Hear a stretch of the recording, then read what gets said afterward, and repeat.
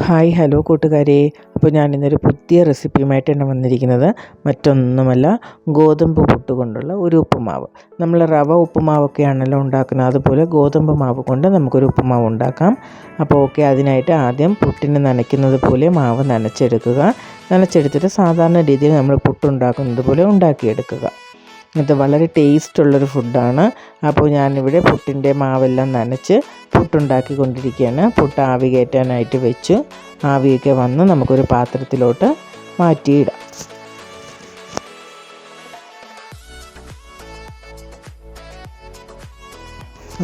ആവി വന്നു.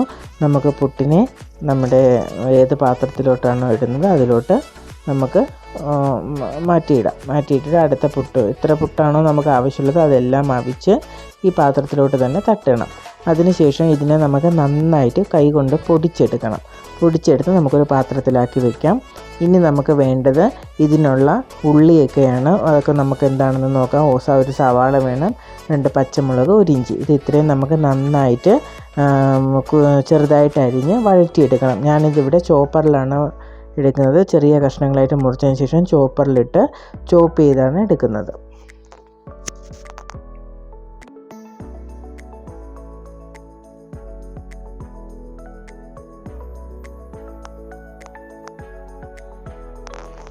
ഇവിടെ ഞാൻ എല്ലാം ചോപ്പ് ചെയ്തെടുത്തിട്ടുണ്ട്.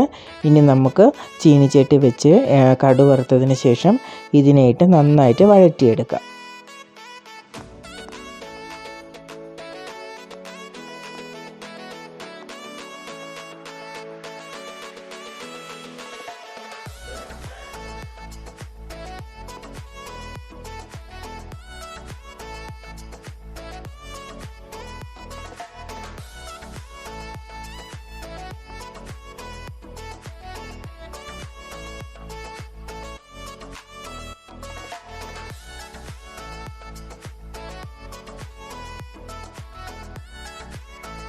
ഇതിന് നമ്മൾ വഴറ്റാനായിട്ട് കടുക് വറുത്തതിൽ തട്ടി ഉപ്പും കൂടെ ഇട്ട് കൊടുത്ത് നന്നായിട്ട് ഇളക്കി കൊടുക്കുക. ഒരു ഗോൾഡൻ നിറമാകുന്നത് വരെ നന്നായിട്ട് വഴറ്റണം.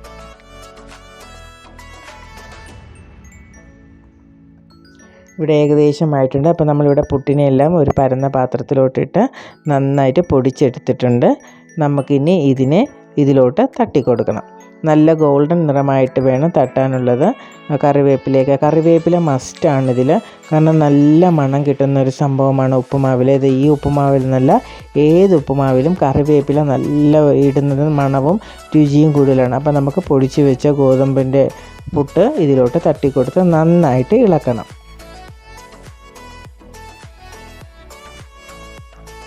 ഇതിൽ നെയ്യോ ബട്ടറോ അങ്ങനെയൊന്നും നമുക്ക് ചേർക്കേണ്ട ആവശ്യമില്ല. നമ്മൾ ആദ്യം ഒഴിക്കുന്ന എണ്ണ മാത്രം മതി. അപ്പോൾ ഇതിനെ നന്നായിട്ട് ഇളക്കുക. ഇനി നമുക്ക് ഇതിലേക്ക് ഇടാൻ വേണ്ടത് തേങ്ങയാണ്. കുറച്ച് തേങ്ങ തിരുകിയത്, ശകലം തേങ്ങ മതി. അപ്പോൾ അതിനെ തിരുകി നമുക്ക് ഈ ഇട്ട ഗോതമ്പ് പുട്ടിൻ്റെ പുറത്തുകൂടെ അതിനെ കൂടെ ഒന്നിട്ട് നന്നായിട്ട് ഇളക്കണം.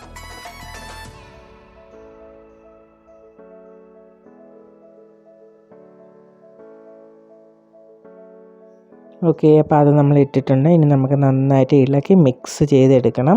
വളരെ സിമ്പിളായിട്ട് പെട്ടെന്ന് തന്നെ ഉണ്ടാക്കാൻ പറ്റുന്ന ഒരു റെസിപ്പിയാണ്. അപ്പോൾ ഇടയ്ക്ക് നമുക്ക് നൈറ്റിലോ 4 മണിക്ക് ചായയുടെ കൂടെ ഒക്കെ ഇത് നമുക്ക് കഴിക്കാവുന്നതാണ്. വളരെ ടേസ്റ്റ് ആയിട്ടുള്ളൊരു ഫുഡാണ്. നിങ്ങളെല്ലാ പേരും ഇതൊന്ന് ട്രൈ ചെയ്ത് നോക്കണം.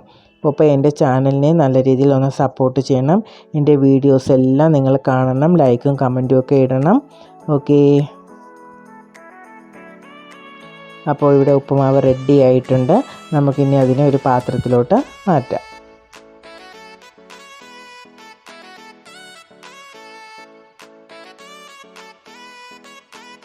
ഇതിന് പ്രത്യേകിച്ച് കറിയൊന്നും വേണ്ട.